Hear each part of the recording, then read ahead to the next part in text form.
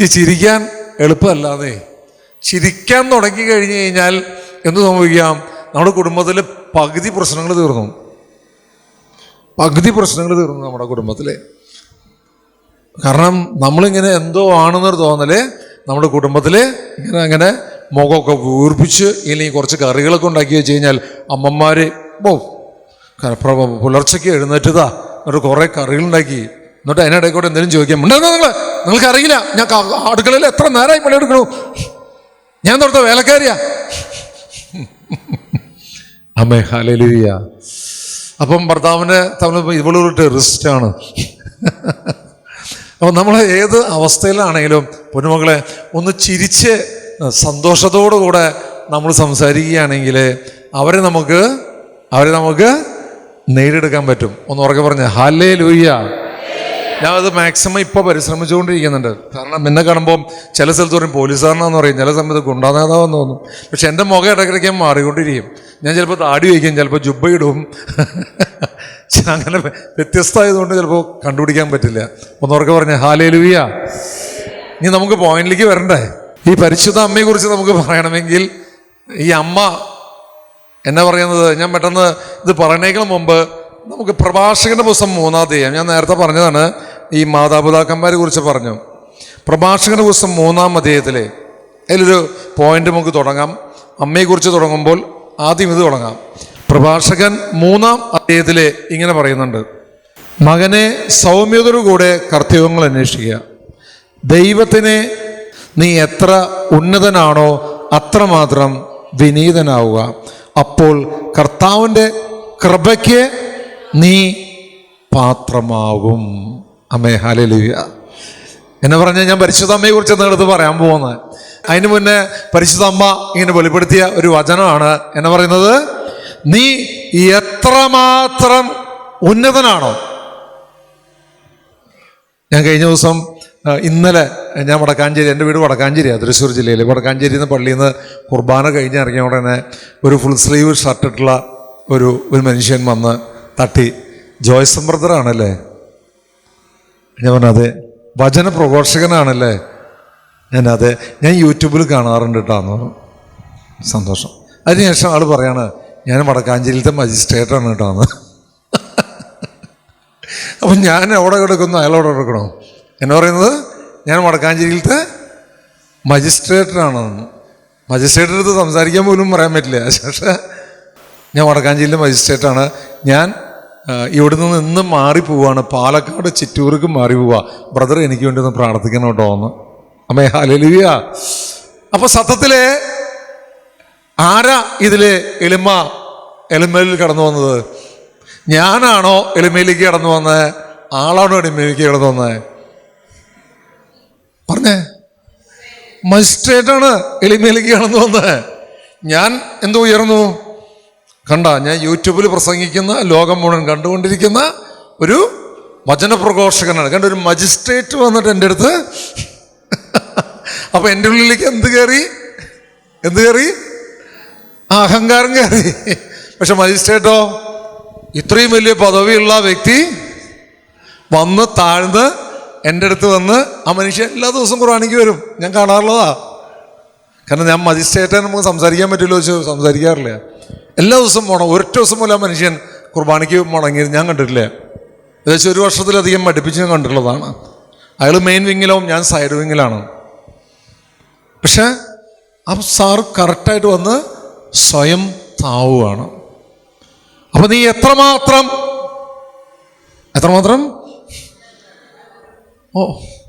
അപ്പോൾ ഞാൻ പലപ്പോഴും ചിന്തിച്ചിട്ടുണ്ട്, ഈ വിദ്യാഭ്യാസം കഴിവുള്ള വ്യക്തികളൊക്കെ ചിലപ്പം മറ്റുള്ളവരുടെ മുന്നിൽ വിധേയപ്പെടുന്ന കാണുമ്പോഴേ. 1 മാസം മുമ്പ് ഇവിടെ സജ്ജി ജോസഫിൻ്റെ ധ്യാനം അവിടെ നടന്നു.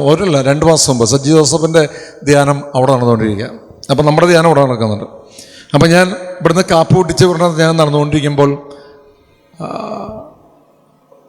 സജ്ജി ജോസഫ് എൻ്റെ ഒരു കൂട്ടുകാരനും കൂടിയാകും. സജ്ജി ജോസഫ് എടുത്ത് സംസാരിച്ചുകൊണ്ടിരിക്കുമ്പോൾ സജ്ജി ജോസഫ് പറഞ്ഞു, ഇയാളെ അറിയോ ചോദിച്ചു. അപ്പം ആൾ പറയാണ്, പിന്നെ ജോയ്സൺ ബ്രദറിനെ ഞാൻ അറിയാം, ബ്രദറിൻ്റെ എല്ലാ ശുശ്രൂഷകളും ഞാൻ ജെയിനിസ് മീഡിയയിൽ കാണാറുള്ളതാണ്, ബ്രദറെ നന്നായി പോകുന്നുണ്ട്. അപ്പം അങ്ങനെ ഭാര്യയും പറയാൻ നന്നാവുന്നുണ്ട്. എന്നിട്ട് ആൾ ചോദിക്കുകയാണ്, ബ്രദറെ ഞാൻ ആരാന്നറിയോ ബ്രദറിനെ ചോദിച്ചു. പിന്നെ മുൻ DGP അല്ലേ എന്ന്?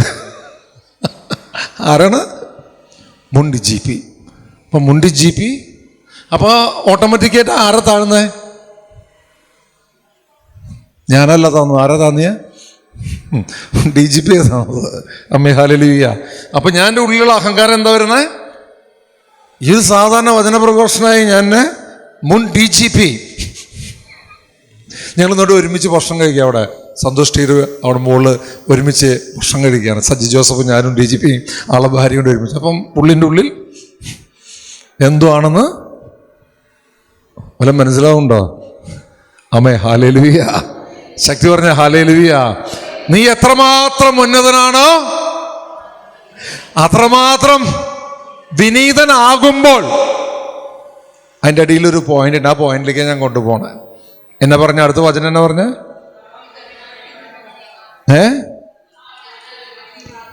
വിനീതനാകുമ്പോൾ കർത്താവിൻ്റെ കൃപയ്ക്ക് നീ പാത്രമാകും. ഒന്ന് ഉറക്കെ പറഞ്ഞ ഹല്ലേലൂയ. പെട്ടെന്ന് പറഞ്ഞ ഹല്ലേലൂയ. പെട്ടെന്ന് ലൂക്കായുടെ സുവിശേഷം 1 എടുത്തേ. ലൂക്കായുടെ സുവിശേഷം 1 എടുത്തേ. പരിശുദ്ധമ്മ 1 അധ്യായത്തിലെ 28 തിരുവചനം ഒന്ന് വായിച്ചേ. ലൂക്കായുടെ സുവിശേഷം 1 അധ്യായം 28 തിരുവചനം. ദൂതൻ അവളുടെ അടുത്ത് വന്ന് പറഞ്ഞു, ദൈവ കൃപ നിറഞ്ഞവളെ. വായിക്കേ. ദൈവ കൃപ നിറഞ്ഞവളെ സ്വസ്തി, കർത്താവ് നിന്നോടുകൂടെ. നന്മ നിറഞ്ഞ മറിയമേ സ്വസ്തി, കർത്താവ് നിന്നോടുകൂടെ. അതും ഇതായിട്ട് ബന്ധമുണ്ടോ? നേരത്തെ പറഞ്ഞ അതിനും ഇതായിട്ട് ബന്ധമുണ്ടോ? നിങ്ങൾ ശ്രദ്ധിച്ചേ. പ്രഭാഷകന്റെ പുസ്തകം നമ്മൾ 3 അധ്യായത്തിൽ 17 മുതൽ തിരുവചനം 17, 18 കഴിഞ്ഞപ്പോഴാണ് നമ്മൾ വായിച്ചേ. നീ എത്രമാത്രം ഉന്നതനാണോ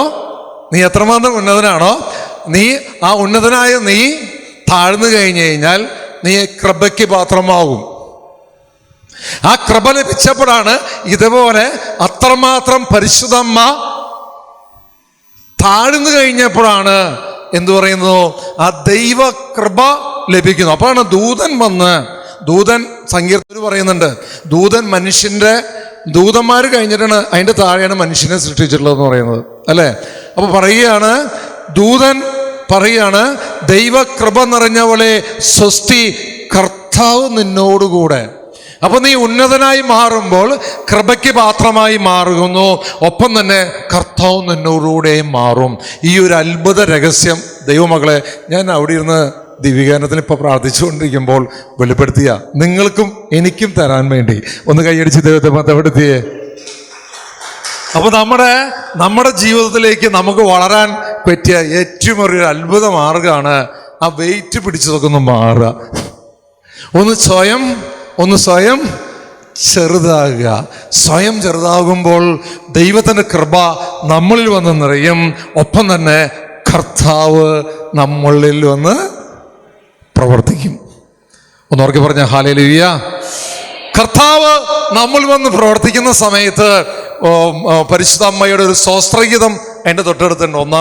ലൂക്കയുടെ 1 സുവിശേഷത്തിലെ 1 അധ്യായത്തില് 46 മുതൽ 53 വരെയുള്ള തിരുവചനത്തിലെ പരിശുദ്ധ അമ്മയുടെ ഒരു സ്തോത്രഗീതം ഇങ്ങനെ കാണിക്കുന്നുണ്ട്. അമ്മേ ഹല്ലേലൂയ.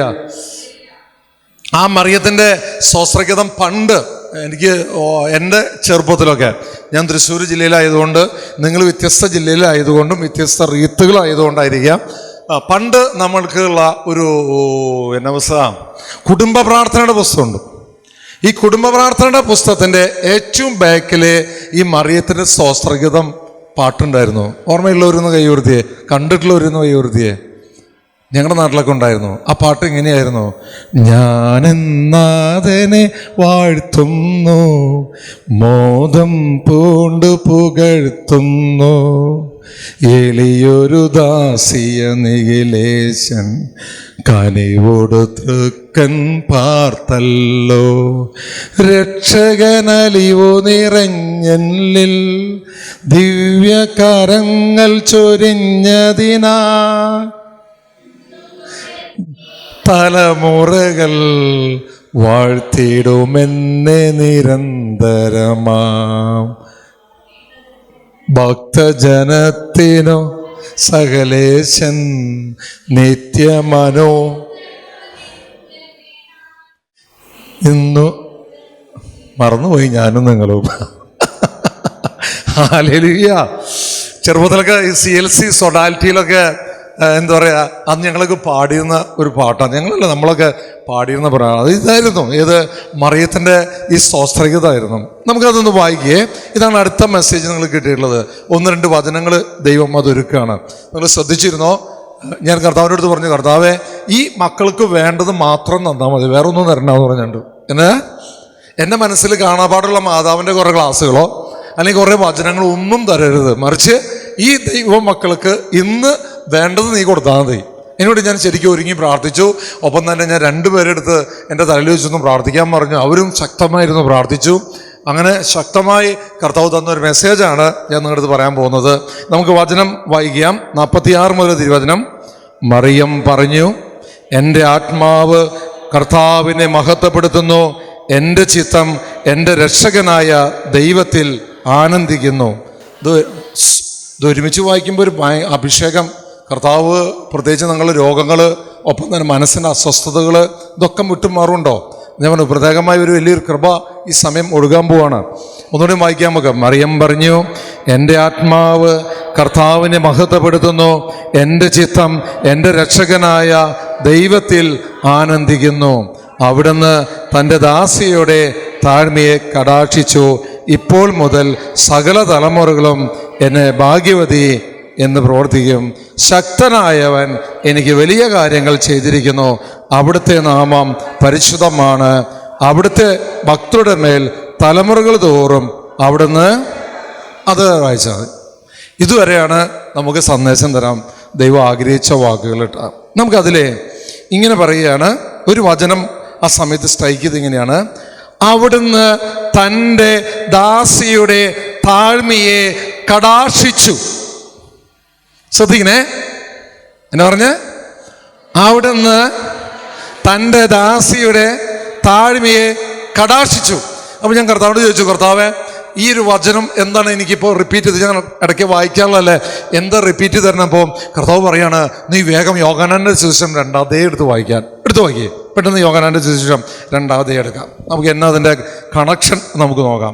നമുക്ക് എല്ലാവർക്കും അറിയാവുന്ന ഒരു വചനമാണ്. 3-ാം ദിവസം ഗലീലിൽ കാനായിൽ ഒരു വിവാഹം നടന്നിരുന്നു. യേശുവിൻ്റെ അമ്മ അവിടെ ഉണ്ടായിരുന്നു. യേശുവും ശിഷ്യരും വിരുന്നിനെ ക്ഷണിക്കപ്പെട്ടിരുന്നു.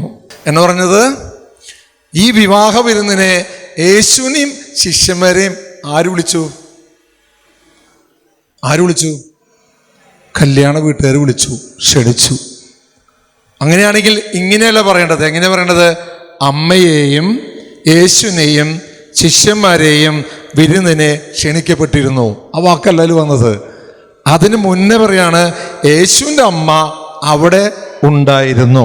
അതിനുശേഷമാണ് പറയുന്നത്, എന്നാ പറയുന്നത്? യേശുവിൻ്റെ ശിഷ്യന്മാര് വിരുന്നിനെ ക്ഷണിക്കപ്പെട്ടിരുന്നു. അപ്പോൾ ശരിക്കും പറയണമെങ്കിൽ വലിഞ്ഞു കയറിയത് ആരാ? പറ, വലിഞ്ഞു കയറിയത് ആരാ? കല്യാണത്തിന് വിളിക്കാതെ സദ്യക്ക് പോയത് ആരാ? അമ്മ. അപാര തൊലികെട്ടിണ്ടാവണമല്ലോ അതിന്. അപാര തൊലികെട്ടിണ്ടാവണം അമ്മയ്ക്ക്. കാരണം ഇതാണ് നമ്മുടെ അമ്മ. നമ്മൾ പ്രാർത്ഥിച്ചാലും പ്രാർത്ഥിച്ചില്ലേലും, നമ്മൾ ജപമാല ചൊല്ലിയാലും വണക്കമാസം ചൊല്ലിയില്ലെങ്കിലും, എൻ്റെ അമ്മ, യേശുവിൻ്റെ അമ്മ, നമ്മുടെ അമ്മ, സ്വർഗരാജ്ഞി നമ്മുടെ ഒപ്പം ഉണ്ട്. ഉള്ളൊരു വിശ്വസിച്ച് കൈയടിച്ച് തീർത്ത് ബന്ധപ്പെടുത്താം. ഹല്ലേലൂയ. എൻ്റെ ദൈവമക്കളെ, ഇതാണ് താഴ്മ. നമ്മൾ ചിലപ്പോൾ പറയും, എന്നെ ക്ഷണിച്ചില്ലല്ലോ, പിന്നെ എന്തിനു ഞാൻ പോകേണ്ട ആവശ്യം? ഞാൻ അവനെ ചങ്കായിരുന്നു, പക്ഷെ എന്നെ വിളിച്ചില്ല. എന്നെ ക്ഷണിച്ചില്ലല്ലോ, പിന്നെ ഞാൻ എന്തിനു പോകേണ്ട ആവശ്യം? ഞാൻ അത്രയും തരം താഴ്ന്നവനാണോ ഞാൻ? പക്ഷെ അങ്ങനെയല്ല. ആത്മാവിൻ്റെ പ്രവർത്തനം, പരിശുദ്ധാത്മാവിൻ്റെ പ്രവർത്തനം ഒരു വ്യക്തിയിലേക്ക് നിറയുമ്പോൾ എന്നാന്നറിയോ? അവൻ വിളിച്ചാലും വിളിച്ചില്ലെങ്കിലും നിന്റെ ചങ്കാണെങ്കിൽ നീ പോകണം. പരിശുദ്ധമ്മ ഈ ഒരു വലിയ സത്യം പഠിപ്പിച്ചു തരാണ്. ശരിക്കുവാണെങ്കിൽ ഈ താഴ്വ എന്ന് പറഞ്ഞാൽ എളിമ ഒരു വ്യക്തിക്ക് വരിക എന്ന് പറഞ്ഞാൽ അവൻ്റെ മുന്നിലേക്ക് എളിമപ്പെടണമെന്നെങ്കിലേ അത് ആത്മാവ് ശക്തമായി ഒരു വ്യക്തിയിൽ പ്രവർത്തിക്കണം. എന്നിട്ട് സദ്യ കഴിക്കുകയല്ല അമ്മ ചെയ്തത്. എന്നാ ചെയ്യുന്നത്? അമ്മ എന്നാന്നറിയോ? ഈ പാവോട്ടൻ്റെ കുടുംബത്തില് ഇനി എന്തെങ്കിലും കുറവുണ്ടോ എന്ന് നോക്കാൻ വേണ്ടി നേരെ അടുക്കളയിൽ ചെന്നു. നേരെ അവിടെ മുന്നിലിരുന്നൊരു കസാറിൽ മേശയിൽ ഇരിക്കുകയല്ല ചെയ്തത്. മറിച്ച് എന്നാ ചെയ്തേ പറ. നേരെ അടുക്കളയിൽ ചെന്നു. അടുക്കുന്ന ഇറച്ചിക്കറി, മീൻകറി, അവിയൽ, പൊരിയിൽ, സാമ്പാർ, മുഴുക്കൂട്ടി, തോരൻ, നെയ്ച്ചോറ്, ബിരിയാണി, പായസം ഒക്കെ ഉണ്ടോ? ഈ സാധനമൊക്കെ ഉണ്ടോ എന്ന് നോക്കാനാണ് പോയത്. അമ്മേ ഹല്ലേലൂയ. നോക്കിയപ്പോൾ യഹൂദ ആചാരപ്രകാരം ഏറ്റവും പ്രധാനപ്പെട്ട സാധനമായിരുന്നു എന്നതായിരുന്നു? വീഞ്ഞ്, വൈൻ. അത് അവിടെ തീർന്നുകൊണ്ടിരിക്കുകയായിരുന്നു. തീർന്നുകൊണ്ടിരിക്കുന്നു. അമ്മ കാൽക്കുലേഷൻ ചെയ്തു, എൻ്റെ ഈശോയെ ഇത് എന്നാ സംഭവിക്കാൻ പോണേ? ഇവിടുത്തെ വീഞ്ഞ് ഇത് തീർന്നുകൊണ്ടിരിക്കുകയാണല്ലോ. ആ വീഞ്ഞ് തീർന്നു കഴിഞ്ഞാൽ ഇവർക്ക് എന്നാ സംഭവിക്കും? അത് പ്രത്യേകിച്ച് യഹൂദരിലെ ഏറ്റവും വലിയ മാനഹാനി അവിടെ സംഭവിക്കും അവിടെ.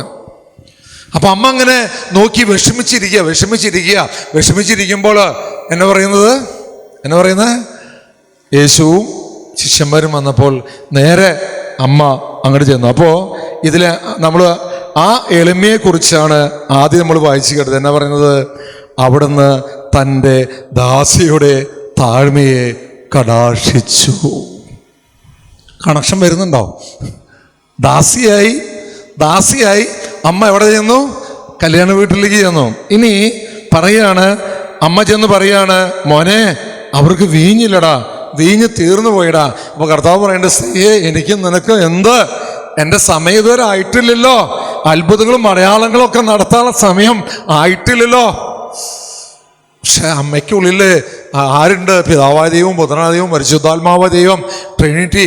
ആ ദൈവകൃപ നിറഞ്ഞു കഴിഞ്ഞപ്പോൾ ഈ ഒരു അഭിഷേകമുണ്ട്, ജ്ഞാനത്തിൻ്റെ ആ കൃപ എല്ലാം ഇല്ല. നമ്മൾ പ്രത്യേകിച്ച് പരിശുദ്ധരാജ്ഞി അല്ലെങ്കിൽ ലുത്തിനിയ ചെല്ലുമ്പോൾ നമ്മൾ എന്നൊക്കെ ചെല്ലുക? ഒന്ന് പറഞ്ഞേ, ലുത്തിനിയ ഒന്ന് വായിച്ചേ.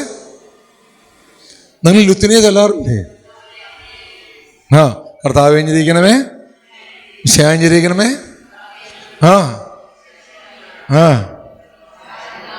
ചേട്ടാ ഇങ്ങോട്ട് വാ. സ്വർഗസ്നായ പിതാവായ ദൈവമേ, പൂർവരക്ഷകപുത്രനായ ദൈവമേ, പരിശുദ്ധാത്മാവായ ദൈവമേ, ഏകദൈവമായ പരിശുദ്ധ ത്രിത്വമേ, പരിശുദ്ധ മറിയമേ, ദൈവത്തിന്റെ പരിശുദ്ധ ജനനി, കന്യകൾക്ക് മകുടമായ നിർമ്മല കന്യകെ, മിശിഹായുടെ മാതാവേ, ദൈവവരപ്രസാദത്തിന്റെ മാതാവേ, ഏറ്റവും നിർമ്മലയായ മാതാവേ, അത്യന്ത വിരക്തിയായ മാതാവേ, കളങ്കമറ്റ കന്യകയായ മാതാവേ, കന്യത്വത്തിന് പങ്കം വരാത്ത മാതാവേ. ഹല്ലേലൂയ. ശരി പറഞ്ഞ ഹല്ലേലൂയ. ഇതൊക്കെ ലുത്തിനിയ മാതാവിനെ കുറിച്ചിട്ട് ഇങ്ങനെ ലുത്തിനിയയിൽ ഇങ്ങനെ നമ്മളാ സമയത്ത് പലരും എന്നൊക്കെ പറഞ്ഞ ഹല്ലേലൂയ. പറഞ്ഞ ഹല്ലേലൂയ. അല്ലേ, മഹത്വത്തിന്റെ സിംഹാസനമേ, ജ്ഞാനത്തിന്റെ ഉറവിടമേ എന്നിങ്ങനെ നമ്മളിങ്ങനെ ലുത്തിനിയെ ഇങ്ങനെ ചെല്ലുകൊണ്ടിരിക്കുക. അപ്പോൾ കർത്താവ് പറയാ, ഇത്രയും കഴിവുള്ള ആള് താഴ്മയോടുകൂടെ പോയപ്പോൾ അവിടെ ചെന്ന് ചോദിച്ചാണ്, മോനെ സമയം അവർക്കിതാ വീഞ്ഞ് തീർന്നു പോയി എന്ന് പറഞ്ഞു. അപ്പോൾ കർത്താവ് പറഞ്ഞു, എനിക്കും നിനക്കും എന്ത്? എൻ്റെ സമയം ഇതുവരെ ആയിട്ടില്ല എന്ന് പറഞ്ഞപ്പോഴും പരിശുദ്ധ അമ്മ എന്നാ പറഞ്ഞത്? അമ്മ പരിചയരോട് പറഞ്ഞു, അവൻ നിങ്ങളോട് പറയുന്നത് ചെയ്യുവിൻ. അവൻ എന്നിട്ട് പറഞ്ഞ്, സ്ത്രീയെ എനിക്ക് നിനക്കുന്നത് അല്ല പറഞ്ഞ അതല്ല. അത് പറഞ്ഞപ്പോഴും അവിടെ ആത്മാവിൻ്റെ പ്രവർത്തനം. സ്ത്രീ എന്ന് പറഞ്ഞു കഴിഞ്ഞാൽ നമ്മൾ തെറ്റിദ്ധരിക്കരുത്. പരിശുദ്ധമ്മയെ തന്നെ സ്ത്രീ എന്ന് വിളിക്കുന്നത് അത് നമ്മൾ പഴയ നിയമം കുടിച്ച് വരണം. അതിൻ്റെ വേറെ ക്ലാസ്സാ അത്. ശരിക്കും ബഹുമാനത്തിൻ്റെ വാക്കാത് കേട്ടോ. Okay, hallelujah. അപ്പോൾ യഹൂദരുടെ ശുദ്ധീകരണ കർമ്മത്തിലുള്ള വെള്ളം നിറയ്ക്കാൻ 6 കൽഭരണികൾ അവിടെ ഉണ്ടായിരുന്നു.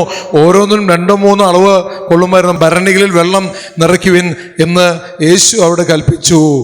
അവർ അത് വക്കോളം നിറച്ചു, ഇനി പകർന്നു. ഇനി നമുക്ക് ആദ്യത്തിലത്തെ വചനത്തിലേക്ക് കടക്കാം. എന്നെ പറഞ്ഞത് അടുത്ത വചനം പറയാണ്, അവിടുന്ന് തൻ്റെ ദാസിയുടെ താഴ്മയെ കടാക്ഷിച്ചു. ഇപ്പോൾ മുതൽ സകല ധർമ്മങ്ങളും എന്നെ ഭാഗ്യവതി എന്ന് പ്രവർത്തിക്കും. ശക്തനായവൻ എനിക്ക് വലിയ കാര്യങ്ങൾ ചെയ്തിരിക്കുന്നു. ഒന്ന് കൈയടിച്ച് വന്നതോടുത്തേ ഹല്ലേലൂയ. അടുത്തിരിക്കുന്ന വ്യക്തിയുടെ മുഖത്ത് നോക്കി പറയാ, ഇതാണ് നമ്മുടെ അമ്മ. മകളെ ഇത് ശരിക്കും മനസ്സിലാക്കിയെടുക്കാം. ശരിക്കും അമ്മയുടെ ആ മാധ്യസ്ഥം. ഞാൻ സത്യത്തിൽ ഞാൻ ലൈവായിട്ടുള്ള ഒരു കാര്യം പറയാം, തത്സമയമുള്ള കാര്യം. ഞാൻ കഴിഞ്ഞ ആഴ്ചയിൽ മുംബൈയിലായിരുന്നു. മുംബൈയിൽ ഞങ്ങൾ 5 മിനിസ്ട്രിയും കൂടി ഒരുമിച്ച് പ്രാർത്ഥിക്കുക. കഴിഞ്ഞ ദിവസം ഡൽഹിയിലായിരുന്നു, ഇപ്പോൾ മുംബൈയിൽ. കാരണം മധ്യസ്ഥ നമുക്ക് നാഗാലാൻഡിലുണ്ട്, അങ്ങനെ കുരിശാകൃതിയിലെ ജമ്മു കാശ്മീരും കേരളത്തിലും നടുക്കിലേക്ക് ഡൽഹിയിലും ഒപ്പം തന്നെ മുംബൈ ഇവിടെ ഗുജറാത്ത് പാകിസ്ഥാൻ അതിർത്തിയിൽ നമ്മൾ പ്രയറൊക്കെ ആരംഭിച്ചിട്ടുണ്ട്. അപ്പോൾ ഞാൻ പ്രാർത്ഥിച്ചുകൊണ്ടിരിക്കുന്ന സമയത്ത് എൻ്റെ ഉള്ളിൽ ഇങ്ങനെ വളരെ വേദന ഉണ്ടായിരുന്നു എനിക്ക്. എന്ന് വെച്ചെങ്കിൽ ഞങ്ങളൊരു വീട് പണിത് കൊടുത്തിട്ടുണ്ടായിരുന്നു, 12ാമത്തെ ഒരു വീട് പണിത് കൊടുത്തിട്ടുണ്ടായിരുന്നു. ആ വീട് പണിത് കൊടുത്തപ്പം അതിൽ കുറച്ച് പൈസ ഷോർട്ടേജ് ഉണ്ടായിരുന്നു. ആൾ താമസമാക്കി മാറ്റി, പക്ഷെ അതിൽ കുറച്ച് കടബാധ്യത ഉണ്ടായിരുന്നു. കാരണം നമ്മുടെ ഗ്രൂപ്പിൽ നിന്നൊക്കെ അധികം നമുക്ക് സംസാരിക്കാൻ പറ്റുള്ളൂ, കാരണം എല്ലാവരും പാവങ്ങളാണ്, കുറച്ച് പേരുണ്ടെങ്കിലും. നമ്മൾ 12ാമത്തെ വീട്. അപ്പോൾ ഞാൻ കർത്താവേ, ഞാൻ കടബാധ്യത ഉണ്ട്, പിന്നെ എന്തൊക്കെ ചെയ്യണത് എന്നാലും ഞാൻ പ്രാർത്ഥിച്ചു. പരിശുദ്ധമ്മേ, ഞാൻ ഈ 3 ദിവസം ഞാൻ ദിവ്യാനത്തിൽ ഫുള്ളായിട്ടിരുന്ന് ഞാൻ പ്രാർത്ഥിക്കാൻ പോകട്ടാ. പ്രാർത്ഥിച്ച് തിരിച്ച് വന്ന് പിറ്റേ ദിവസം ഞാൻ നാട്ടിൽ ലാൻഡ് ചെയ്തു. പിറ്റേ ദിവസം ഞങ്ങളുടെ സ്റ്റുഡിയോയിലേക്ക് ഒരു മുംബൈക്കാരൻ കടന്നു വരികയാണ്.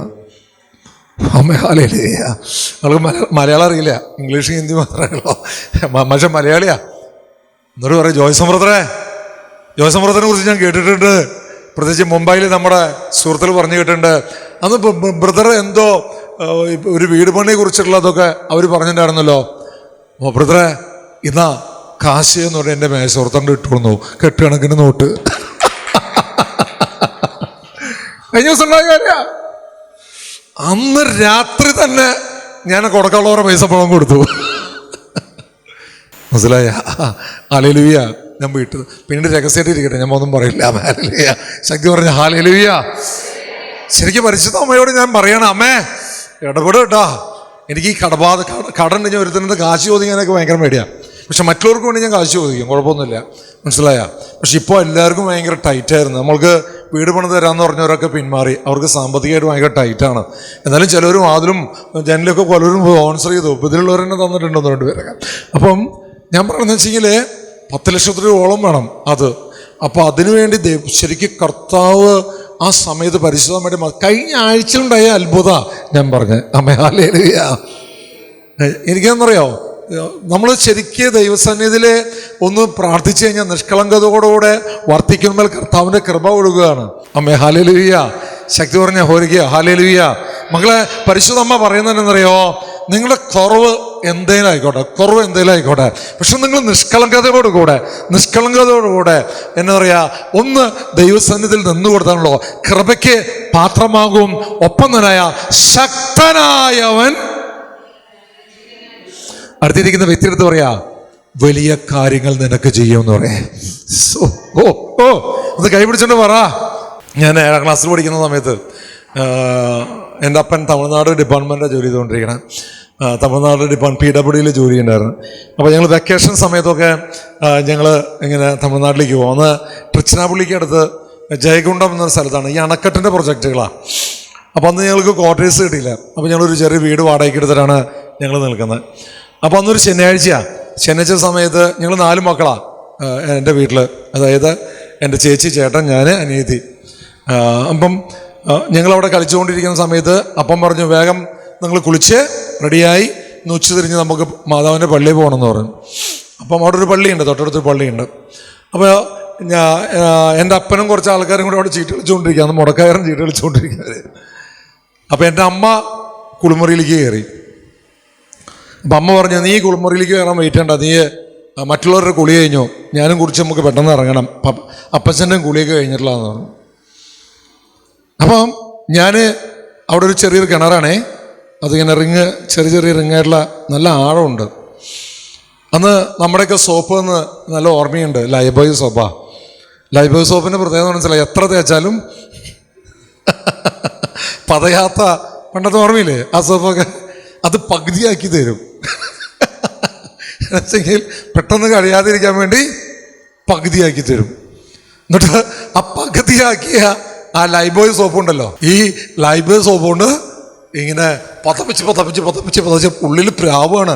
ഈ അമ്മയ്ക്ക് നല്ലൊരു സോപ്പ് മേടിച്ചെന്നു വെച്ച് ഇങ്ങനെ പതപ്പിച്ച് ഇങ്ങനെ ഇരിക്കുന്ന സമയത്ത് പെട്ടെന്ന് ഈ ബക്കറ്റിൽ വെള്ളം ഇങ്ങനെ ഈ ഇവിടെ വെച്ചിട്ടുണ്ട്, ഇവിടെ മതിലുമേൽ വെച്ചിട്ടുണ്ട്. പെട്ടെന്ന് അറിയാതെ കയ്യും തട്ടി കഴിഞ്ഞപ്പോൾ ഞാൻ പെണ്ണൊന്ന് നോക്കിയപ്പോൾ പോയിട്ടുണ്ട്. അത് പിടിക്കാൻ വേണ്ടി ഒറ്റ ചാട്ടാ.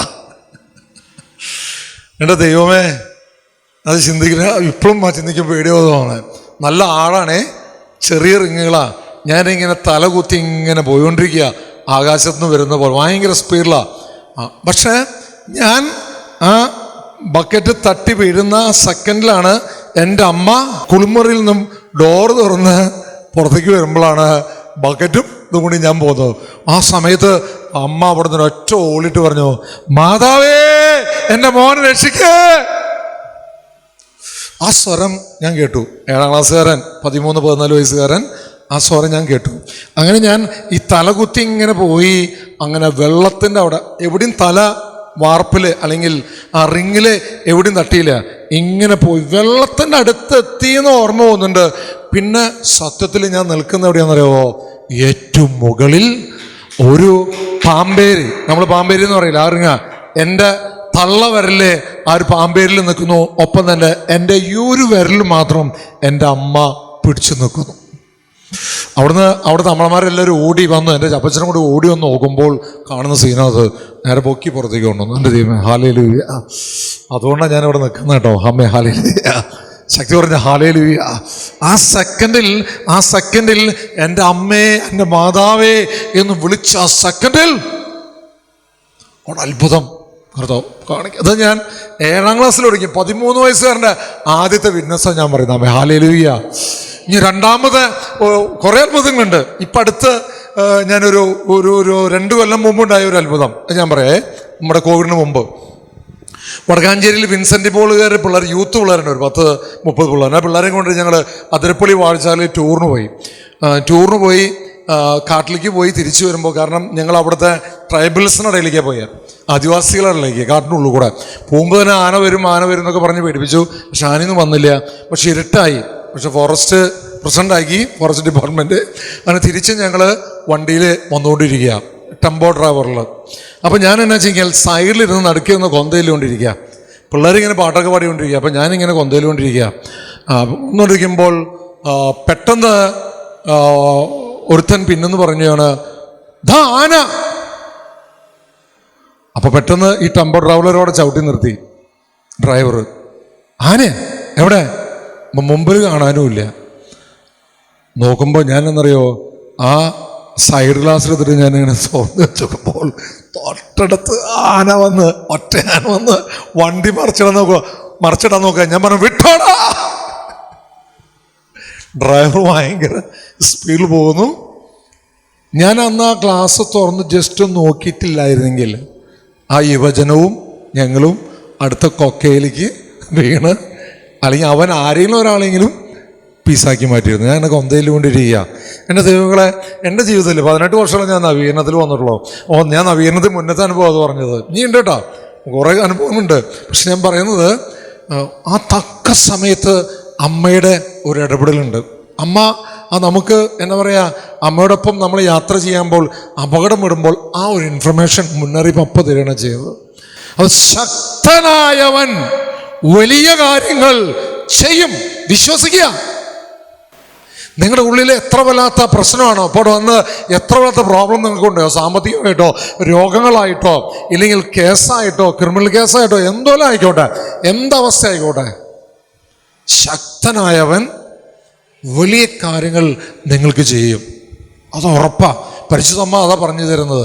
അപ്പോൾ ആ സ്വസ്ത്രഗീതം ഇല്ലേ, ഞാനെന്നാഥനെ വാഴ്ത്തുന്നു, മോദം പൂണ്ടു പുകഴ്ത്തുന്നു, എളിയൊരു ദാസിയ നിഖിലേശൻ കനിവോട് തൃപ്തൻ പാർത്തല്ലോ, രക്ഷകനലിവു നിറഞ്ഞെന്നിൽ ദിവ്യവരങ്ങൾ ചൊരിഞ്ഞതിനാ, ഇന്നു തുടങ്ങി തലമുറകൾ വാഴ്ത്തിയിടുമെന്നെ നിരന്തരം. അത്രേ അറിയുള്ളൂ. അടുത്ത വചനം വായിക്കാം നമുക്ക്. സ്തോത്രഗീതത്തിൻ്റെ അടുത്തൊരു വചനം. ശക്തനായവൻ എനിക്ക് വലിയ കാര്യങ്ങൾ ചെയ്തിരിക്കുന്നു, അവിടുത്തെ നാമം പരിശുദ്ധമാണ്. അടുത്ത വചനം വായിക്കുക. അവിടുത്തെ ഭക്തരുടെ മേൽ തലമുറകൾ തോറും അവിടുന്ന് കരുണ വർഷിക്കുകയാണ്. ഇല്ലേ? പരിശുദ്ധമ്മ അങ്ങനെ ഭക്തരുടെ മേൽ തലമുറകളോളം കരുണ വർഷിച്ചുകൊണ്ടിരിക്കുക എന്ന് പറയുന്നത്. മകളെ, നമ്മുടെ വിശ്വാസം ഒന്ന് പറയാ, ഒന്ന് വലുതായി കാണ്. വെറുതെ ഒരു രൂപം കണ്ടു എന്നോ അല്ലെങ്കിൽ ഒരു എന്താ പറയുക ഒരു തീർത്ഥാടനത്തിന് പോയി എന്നല്ല. പക്ഷേ അമ്മയെ നമ്മൾ അനുഭവിച്ചറിയണം. പരിശുദ്ധ അമ്മയുടെ സാന്നിധ്യം നമ്മുടെ മുന്നിലുണ്ടെങ്കിൽ അതാണല്ലോ ഏറ്റവും അമ്മയുടെ സാന്നിധ്യം ഉണ്ടാവുള്ള ഏറ്റവും മാർഗം എന്നാ പറഞ്ഞ് പ്രഭാഷകന്റെ പുസ്തകത്തില് ഞാൻ തുടക്കത്തിൽ തന്നെ പറഞ്ഞ, നീ എത്രമാത്രം ഉന്നതനാണോ അത്രമാത്രം വിനീതനായി മാറും. അപ്പൊ എന്നാ സംഭവിക്കാന്നറിയാവോ? നമ്മൾ ശ്രദ്ധിക്കുക. സംഭവിക്കാന്നറിയാവോ? ആ വ്യക്തിക്ക് തൻ്റെ ജീവിതത്തിലേക്ക് സഹനങ്ങൾ കടന്നു വരുമ്പോൾ, ദുരിതങ്ങൾ കടന്നു വരുമ്പോൾ, രോഗങ്ങൾ കടന്നു വരുമ്പോൾ, ഇല്ലേ? അമ്മ ആ പുൽക്കൂട് അനുഭവം തുടങ്ങി. അവിടെ ഫസ്റ്റ് ഭാഗം കാണിച്ചു. ലൂക്ക 1:28 ദൈവകൃപ നിറഞ്ഞു, ഉണ്ണീശോയെ കൊടുത്തു. അങ്ങനെ ഉണ്ണീശോയെ വളർത്തി അങ്ങനെ വലുതായി, അങ്ങനെ പല മരുഭൂമിയിലൂടെ ഓടുന്നു. അവസാനം ആ കുരിശിൻ്റെ വഴി യാത്രയിലൂടെ സ്വന്തം മകൻ്റെ ദാരുണ്യമായ ആ മരണം നേരിട്ട് കണ്ടിട്ടും പരിശുദ്ധ അമ്മ വിശ്വാസത്തോടെ നിന്നെങ്കിൽ, എൻ്റെ ദൈവമക്കളെ, നിൻ്റെയും എൻ്റെയും ജീവിതത്തിലേക്ക് സഹനങ്ങൾ വരുമ്പോഴല്ലോ, രോഗങ്ങൾ വരുമ്പോണ്ടല്ലോ ഒക്കെ വിശ്വാസം ത്യജിക്കുന്ന ആ അവസ്ഥ വരുമ്പോഴും അമ്മയെ പോലെ പിടിച്ചു നിൽക്കാൻ. ഞാൻ കഴിഞ്ഞ ആഴ്ച എനിക്ക് ഭയങ്കര വേദന ദിവസമായിരുന്നു. കാരണം ഞാനൊരു ധ്യാനമന്ത്രത്തിൽ ഈ നേരത്തെ വന്ന കുർബാന ചൊല്ലിയ അച്ഛനുള്ള ഞങ്ങളൊരു ധ്യാനമന്ത്രം പണിതുണ്ടായിരുന്നു തൃശ്ശൂരിൽ. ഒരു ശുശ്രൂഷകൻ്റെ കൗൺസിലിംഗ് എൻ്റെ അടുത്ത് വന്നു. ഒരുത്തം വന്ന് പറഞ്ഞു, ഒരാൾ വന്ന് പറഞ്ഞു, ബ്രദറെ ഞാൻ ഏകസ്ഥനാണ്, എനിക്ക് അത്യാവശ്യം സമ്പത്തൊക്കെ ഉണ്ട്, ബ്രദർ നേരം പോകുന്നില്ല എനിക്ക്, ഞാൻ എന്നാ ചെയ്യും? ഞാൻ പറഞ്ഞൊരു കാര്യം ചെയ്യേ, ഈ ധ്യാനമന്ത്രത്തിൽ ശുശ്രൂഷകനെ നിൽക്കാൻ പറഞ്ഞു. അങ്ങനെ വർഷങ്ങളോളം ഈ സഹോദരൻ ജോസേട്ടൻ, എൻ്റെ പ്രിയപ്പെട്ട ജോസേട്ടൻ അവിടെ ശുശ്രൂഷ ചെയ്തു. ധൂമകുറ്റി വീശാനും ഒപ്പം തന്നെ അവിടെ ബാക്കിയുള്ള സമയം മുഴുവൻ മധ്യസ്ഥ പ്രാർത്ഥന, ദിവ്യഗാനത്തിൽ നിന്ന് മധ്യസ്ഥ പ്രാർത്ഥന നടത്തിയിരുന്ന ആ ജോസേട്ടൻ കഴിഞ്ഞ ആഴ്ച എനിക്കൊരു ഫോൺ കോൾ വന്നു. എൻ്റെ കൂട്ടുകാരനെ വിളിച്ച് എൻ്റെ ഫോൺ കിട്ടില്ല എന്ന് പറഞ്ഞു. ഞാൻ പറഞ്ഞു, ജോയ്സം ബ്രദറെ ജോയ്സം ബ്രദർ ഒന്ന് കാണണം. 2 വർഷമായി നമ്മൾ കണ്ടിട്ട്.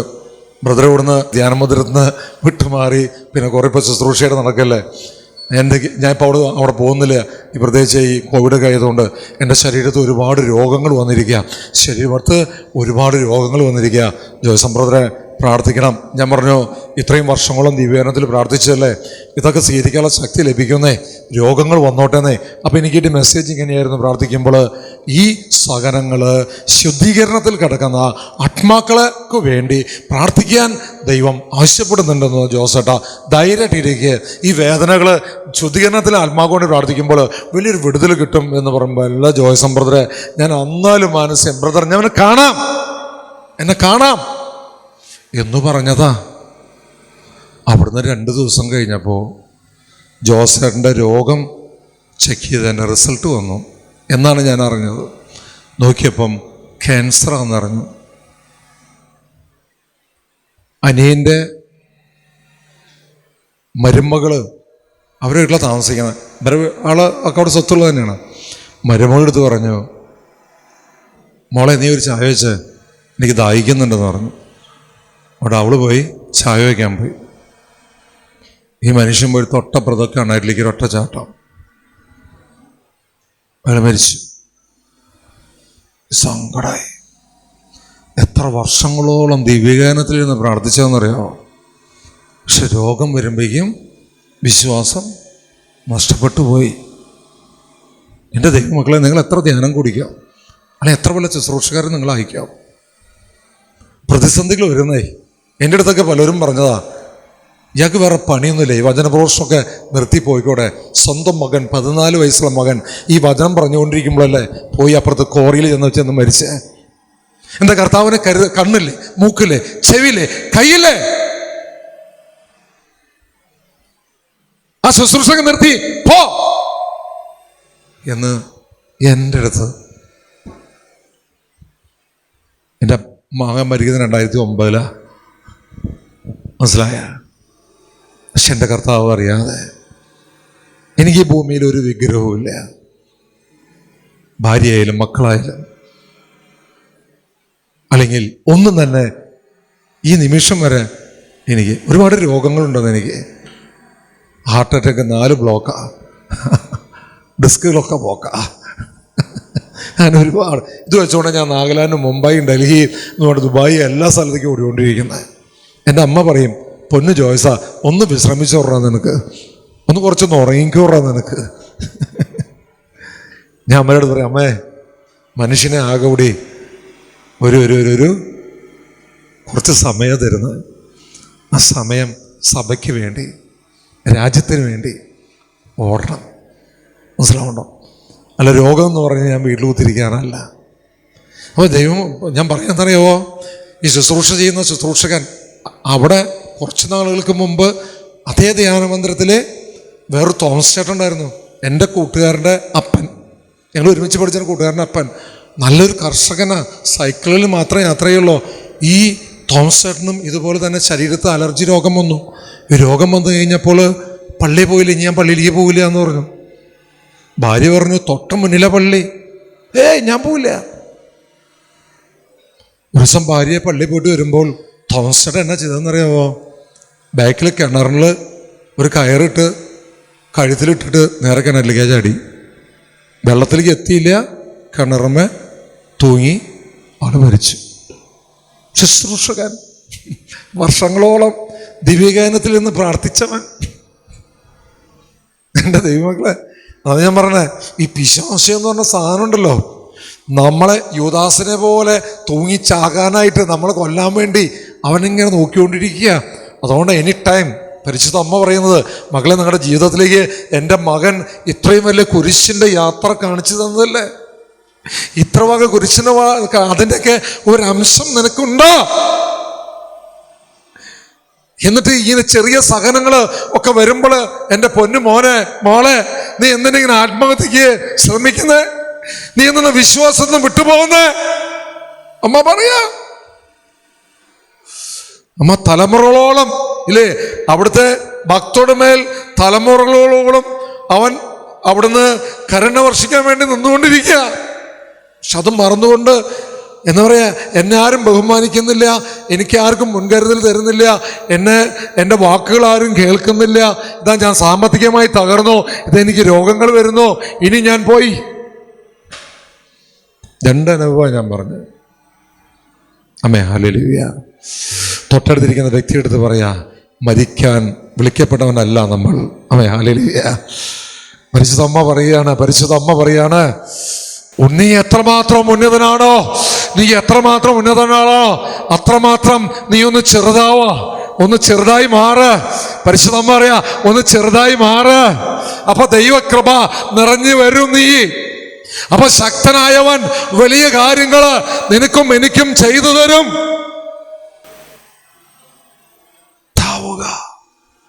ചെറുതാകുക. നീ ആരെങ്കിലൊക്കെ അയക്കോ, പക്ഷെ ചെറുതാകുക. ശക്തനായവൻ വലിയ കാര്യങ്ങൾ ചെയ്തു തരും.